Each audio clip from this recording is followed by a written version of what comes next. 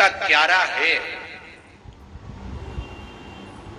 तो तुलसी महारानी हमें ये बता देती है कि हमारे घर में सुख आने वाला है कि दुख आने वाला। जैसे शनि अपना प्रकोप दे रहा है या शनि उतर रहा है, ये किसी से पूछने की जरूरत नहीं पड़ती, अपने आप मालूम पड़ जाता। कैसे? शनि कथा अगर आपने सुनी हो तो उसमें व्याख्यान आता है शनि कथा में, पांव की चप्पल बार बार टूट रही हो, कमर से नीचे जो वस्त्र पहने हो वो फट रहे हो, कहीं पजामा है, धोती है, अधिक वस्त्र हैं, कपड़े हैं, वो अपने आप फट। आज के जमाने में तो फटे फटाए पहनते हैं लोग, ऐसे उसकी गारंटी नहीं है, उसका हम वर्णन नहीं कर। हम जब पहनते हम समझ जाते हैं इसको शनि तो ऑलरेडी लगा ही हुआ। जब उनका घुटना घुटनी सब फटा हुआ दिखता है तो उसमें लग जाता है कि शनि पहले से लग गया बापड़ा, उनके पहने से तो मालूम पड़े। शनि का नियम है, शनि कथा कहती है पांव की चप्पल बार बार टूट रही हो, घिस गई हो, बद्दी टूट रही हो, कुछ कर रही हो, और अगर कमर से नीचे जो वस्त्र पहने हो वो अपने आप फट रहे हो, समझ ले कि शनि पांव से प्रवेश कर रहा, मतलब अपनी प्रखरता शनि दिखा रहा। किसी मंदिर में गए महाराज और वहां जाने पर चप्पल चली गई तो समझ लेना शनि की कुदृष्टि अब पड़ना बंद होना चालू हो गया। कितना सुंदर कहा है महाराज। जूता चप्पल आज के जमाने में तो फैशन हो गई साहब, घर की चप्पल अलग होती है, बाहर की चप्पल अलग होती है। लोग घर में चप्पल किचन तक में पहन के जाते हैं। अरे पानी ले जाओ सीओर से। रसोई घर में लोग चप्पल पहन कर जाते हैं, जहां भगवान का प्रसाद बन रहा है, जहां अन्नपूर्णा निवास कर रही है, और पूछो तो कह किचन की चप्पल है तो माथे पे रख लो।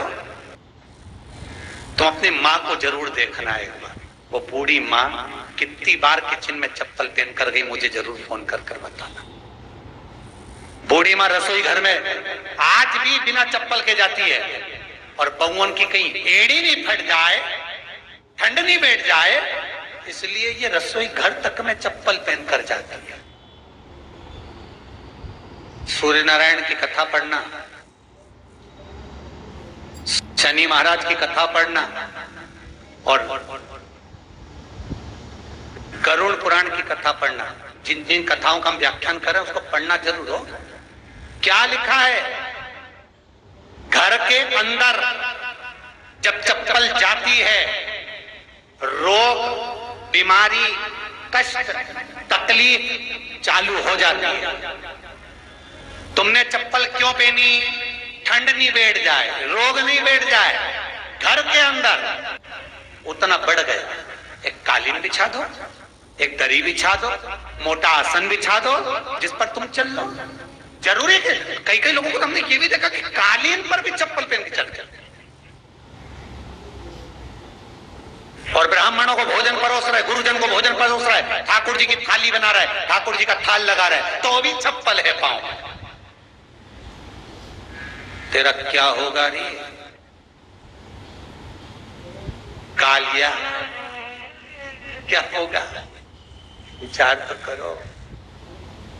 देह पड़ी रे जाए यहीं पर, फिर कुंडल और नगीना क्या। अभी भी सुधर जाओ, नहीं सुधरो तो सिधर जाओ रे। शंकर को मां जगत जननी भोजन करा रही थी, शंकर जी ने वर मांगा था अन्नपूर्णा। हे अन्नपूर्णे, तुम मेरे घर के बच्चों का भरण पोषण कर रही है। इस मृत्यु लोक में जितने मनुष्य जन्म लेते हैं ये मेरे पुत्र कहलाते हैं। तो अन्नपूर्णा ने कहा चिंता मत करना भोलेनाथ, जिस जगह पर एक स्त्री, बेटी, कन्या या घर की बहू या बूढ़ी माँ भोजन बनाएगी, उस जगह पर मैं अन्नपूर्णा उसके शरीर में प्रवेश करूंगी। रसोई घर नहीं होगा, वो मेरा और तुम्हारा मंदिर कहलाएगा। अब मंदिर में चप्पल पहनकर भोजन का निर्माण करना ये श्रेष्ठता है। एक आसन पटक लो आप, रसोई घर का मात्र तो शनि अपनी दृष्टि बता देता है। शास्त्र कहता है जब घर के अंदर प्रवेश करने के, जब आप घर में प्रवेश करें तो एक कोने में चप्पल को उतार दें। बाहर जगह नहीं है तो घर के अंदर प्रवेश कर कर लेफ्ट में चप्पल को उतार दें और 7 या 3 कदम के अंदर चप्पल उतर जाना चाहिए घर के अंदर में। और उसके बाद अगर चप्पल अंदर प्रवेश कर रही है तो राहु केतु शनि के साथ प्रवेश करते हैं, जिसके घर में बीमारी कभी पीछा नहीं छोड़ती। शनि कथा, सूर्य की कथा का स्मरण करिए, आपको मालूम है, पहचान हो जाता है। महाराज तुलसी बता देती है कि आपके घर की दशा क्या है। बार बार जल डालने के बाद भी तुलसी सूख रही है, बार बार आप पूजन कर रहे हैं, पाठ कर रहे हैं तो भी तुलसी के दल सूख रहे हैं, तुलसी बता देगी कि तुम्हारे घर में तकलीफ आने वाली है, कष्ट आने वाला है, सूख रही है। किसी ने जरूर कुछ ना कुछ ऐसा है कि इसमें घर में तकलीफ आएगी, तुमने लगाया फिर सूखी, फिर लगाया फिर। तुलसा महारानी बता देती है कि कष्ट है। जिन शंकर भगवान को आप जल चढ़ाते हो, जिन ठाकुर जी से आप लाड लड़ाते हो, जिन भगवान कृष्ण का आप स्मरण करते हो, राधा रानी का आप नाम जाप करते हो, जिस परमात्मा का आप भजन कर रहे हो, कीर्तन कर रहे हो, नाम जाप कर रहे हो, नाम स्मरण कर रहे हो, उससे तुम्हारा एक संबंध होना चाहिए, एक रिश्तेदारी होना चाहिए। और उससे जब तुम्हारा कोई संबंध रहेगा, उससे जब तुम्हारी कोई रिश्तेदारी रहेगी, तो उस रिश्तेदारी में जैसे ही आपके प्राण छूटे और छूटते से ही आप जब गए तो जाते ही आप कहोगे कि कृष्ण से मेरा ये संबंध है, वो मेरा पुत्र, वो मेरा भाई, वो मेरा बेटा, वो मेरा सगा, वो मेरा रिश्तेदार, वो मेरा कुटुंबी, वो मेरा पुत्र। जब कहोगे तो तुरंत प्रवेश हो जाए।